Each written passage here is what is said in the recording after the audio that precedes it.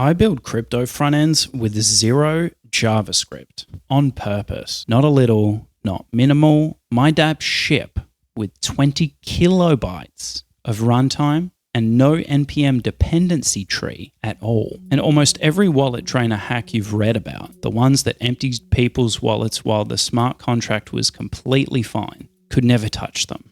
Here's exactly why. Here's the thing nobody building in crypto wants to say out loud. Most DeFi exploits don't hit the contract. They hit the front end. The contract gets audited 6 times, then the website that talks to it pulls in 800 NPM packages, written by strangers, updated overnight, trusted completely. December 2023, one compromise package, the Ledger Connect kit, quietly injected a wallet drainer into hundreds of dapps at once. Nobody changed a contract. They didn't have to. The JavaScript did the stealing. So a few months ago, I stopped. I deleted the entire JavaScript dapp stack and rebuilt it in a language called Elm, using a library I wrote myself called Elm Web 3. One small compiled file. No React, no Next, no Webpack, no NPM tree for an attacker to poison.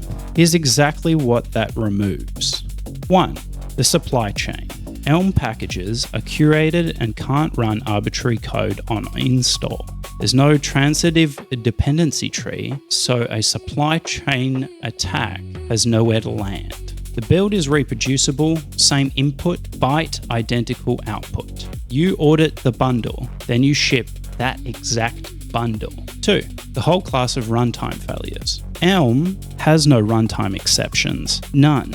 There's no eval. There's no dangerously set inner HTML. There's no undefined is not a function, sending the wrong call data. If it compiles, it runs. 3. The phishing surface. Address swap phishing only works because addresses are strings. In mine, they're not. You physically cannot construct an invalid address. The compiler refuses. Way amounts can't do float math. Mainnet and testnet can't be mixed. Wrong chain, compile error, not a drained wallet. 4. The guesswork. Wallet state, transaction state, signature state, every one is a state machine the compiler forces you to handle. You cannot send a transaction from a disconnected wallet. It doesn't error at runtime. It doesn't compile. The front end is where the money actually leaves. It deserves the same rigor as the contract, and almost no one gives it that.